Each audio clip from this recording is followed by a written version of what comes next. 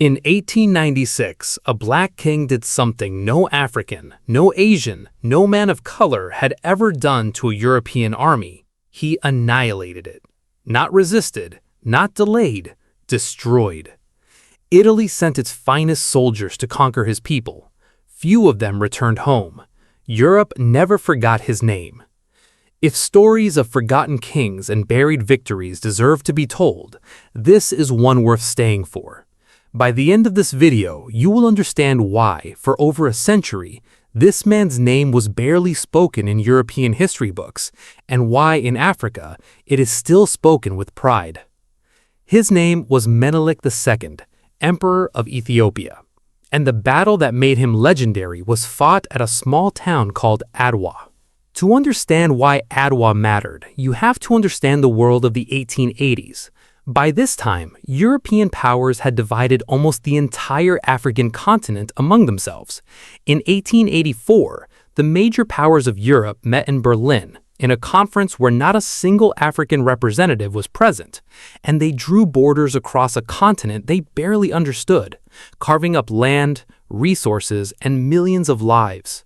Britain, France, Germany, Belgium, and Portugal all staked their claims. By the 1890s, nearly 90% of Africa was under European control. Ethiopia was the exception.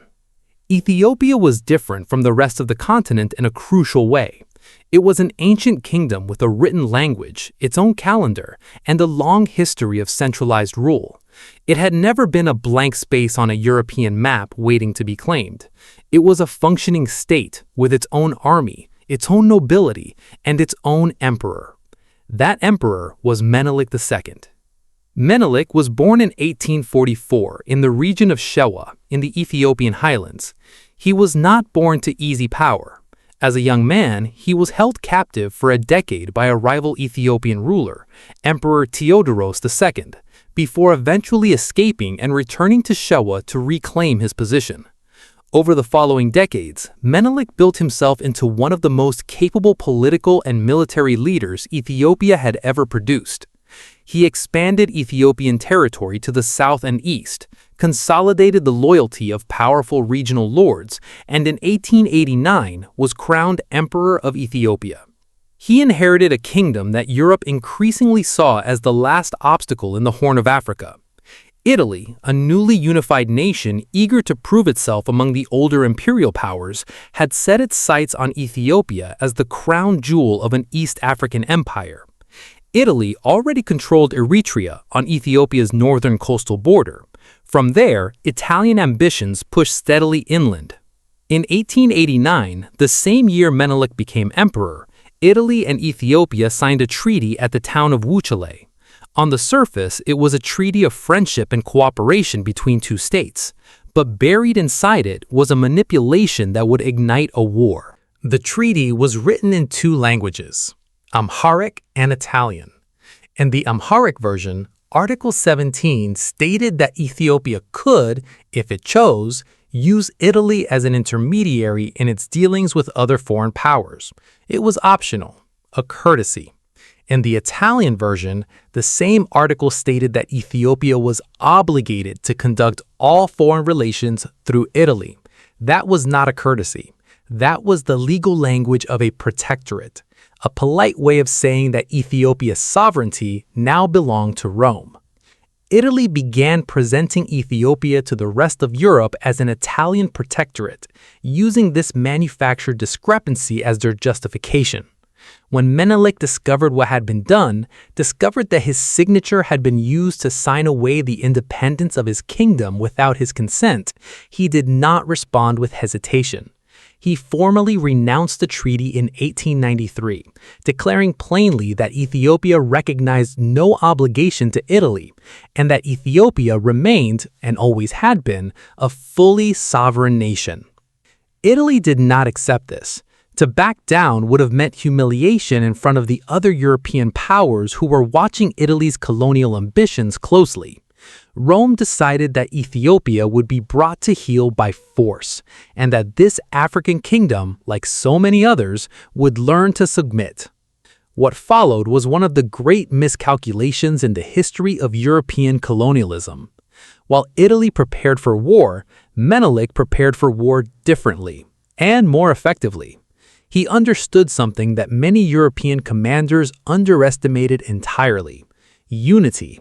Ethiopia was not one homogeneous force, but a patchwork of regional rulers, some with old rivalries, some with old grievances against the crown.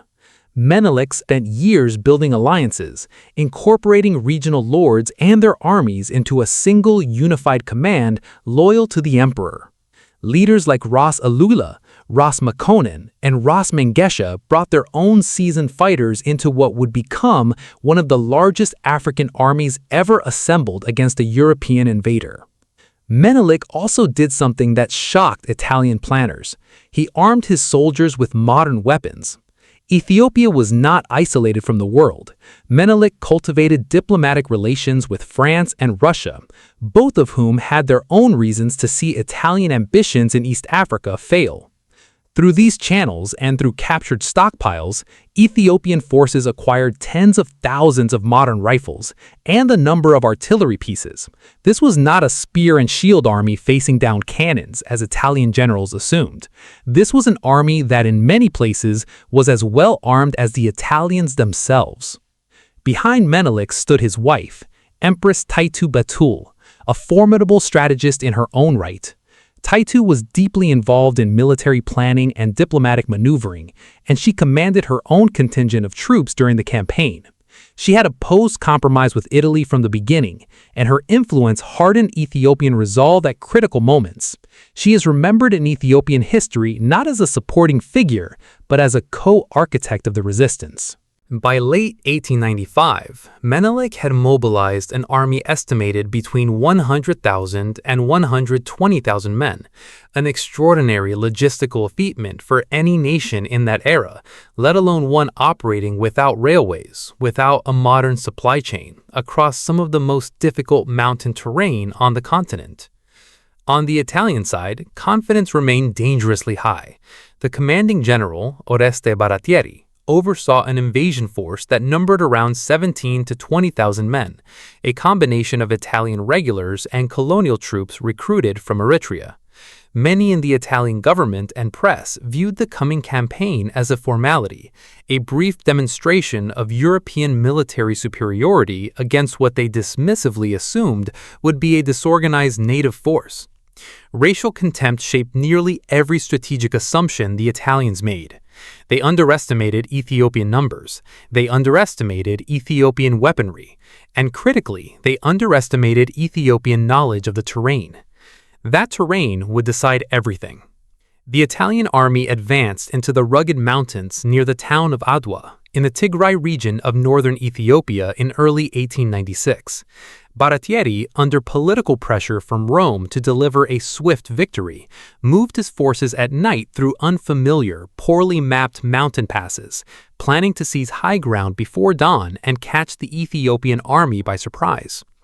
The plan collapsed almost immediately. Italian maps of the region were inaccurate. In the darkness, the three main Italian columns became separated, losing contact with one another in the mountain passes. What was meant to be a coordinated, simultaneous assault became three isolated forces, stumbling into position without knowing where their fellow columns actually were. Menelik's forces, by contrast, knew this ground intimately. On the morning of March 1, 1896, as the sun rose over the highlands, Ethiopian forces discovered the fragmented Italian positions and moved to attack. What followed was chaos on a scale the Italian command had never anticipated. The Ethiopian army struck each isolated Italian column separately, overwhelming them with sheer numbers before the divided Italian forces could reunite or reinforce one another. Ethiopian artillery positioned on higher ground rained fire down onto Italian positions caught in the valleys below. Wave after wave of Ethiopian infantry pressed forward, supported by cavalry charges that shattered already broken Italian lines. By midday, the battle had turned into a rout. Italian units, cut off from command, cut off from resupply, and vastly outnumbered in the specific pockets where fighting was heaviest, began to collapse. Soldiers who tried to retreat found themselves pursued through unfamiliar mountain terrain by Ethiopian forces who knew every ridge and ravine. When the fighting ended, the numbers told a story that shocked the world. Of roughly 17,000 to 20,000 Italian and Eritrean colonial troops who marched into battle, historians estimate that between 6,000 and 7,000 were killed, with thousands more wounded or taken prisoner. It was, by percentage of forces engaged, one of the most catastrophic defeats any European colonial army suffered in Africa during the entire era of the scramble for Africa. General Baratieri's army had effectively been destroyed as a fighting force in a single day. News of the defeat reached Rome within days, and the reaction was seismic. The Italian government of Prime Minister Francesco Crispi, which had staked a significant political capital on the success of the Ethiopian campaign, collapsed within weeks. Crispi resigned. Public outrage in Italy was fierce, not only at the loss of life, but at the sheer humiliation of it. A European power, one of the newest members of the Imperial Club, had been decisively beaten not by another European rival, but by an African army that Italian officials had dismissed as primitive. Across the capitals of Europe, the shock rippled outward. In Britain, in France, in Germany, colonial administrators and military planners took note. The unspoken assumption underpinning European colonialism that African resistance could always, eventually, be crushed by superior European firepower and organization had been publicly and catastrophically disproven. Adwa did not end European colonialism in Africa, but it planted a seed of doubt in an ideology that had, until then, seemed unshakable. For Ethiopia, the victory secured something no other African nation of the era achieved: full, internationally recognized independence, negotiated from a position of strength rather than granted as an act of mercy. In October of 1896, Italy and Ethiopia signed the Treaty of Addis Ababa, in which Italy formally recognized Ethiopia as a fully sovereign and independent state, renouncing the Treaty of Wuchale and its false claims of protectorate status entirely. Ethiopia's borders and Ethiopia's independence were secured by treaty, not by charity. Menelik used the following years to modernize his kingdom, drawing selectively on foreign expertise and technology while maintaining Ethiopian sovereignty over the process. He oversaw the construction of Ethiopia's first railway line, introduced modern postal and telegraph systems, established the country's first modern hospital, and moved the capital firmly to Addis Ababa, transforming it from a military camp into a genuine seat of national government. He engaged diplomatically with European powers not as a supplicant, but as the head of a recognized sovereign state, exchanging ambassadors with nations that elsewhere on the continent viewed African rulers as subjects to be governed rather than heads of state to be negotiated with. Menelik's health began to decline in the years after 1906, following a series of strokes, and he became increasingly incapacitated in his final years. He died in 1913, leaving behind a complicated succession, but an undeniable legacy. He was the emperor who had preserved Ethiopian independence at the exact moment when the rest of the African continent was being partitioned by foreign powers. He remains, to this day, the only African monarch of that era to defeat a European colonial invasion so decisively that it produced a full and lasting political settlement recognizing his nation's sovereignty. The Battle of Adwa's significance did not stay confined to the 19th century. In the decades that followed, as independence movements rose across Africa and the diaspora, Ethiopia's victory became a symbol far beyond its borders. It was cited by Pan-Africanist thinkers and activists as living proof that African peoples could organize, resist, and defeat colonial power on their own terms. Ethiopia's uninterrupted independence and its status as one of only 2 African nations never fully colonized gave it an outsized symbolic weight in 20th century Black political thought, from the Caribbean to the United States to West Africa. The reverence that developed around Ethiopia in movements like Rastafarianism traces directly back to this reputation, a kingdom that had stood and had proven it could stand against the full weight of European imperial ambition. For decades, Western textbooks gave Adwa only passing mention, if any at all, folding one of the most consequential battles of the colonial era into a footnote about Italian setbacks in East Africa. It did not fit comfortably into the broader narrative many of those histories were built to tell, one of inevitable European conquest, met by scattered, doomed resistance. Menelik's victory refused that framing entirely. It was not scattered. It was not doomed. It was organized, modern, and total. This is the story empires tried to minimize, not because it was insignificant, but because it proved that their assumed superiority was never guaranteed in the first place. It was earned, resisted, and at Adwa, decisively broken by a king, a queen, and an army that refused to accept the future Europe had already written for them. If you believe stories like this deserve to be told in full, not buried in a footnote, subscribe and share this with someone who needs to hear it. Leave a comment with the name of another forgotten king, queen, or warrior whose story deserves the same treatment. History tried to forget Menelik II. We just made sure it couldn't.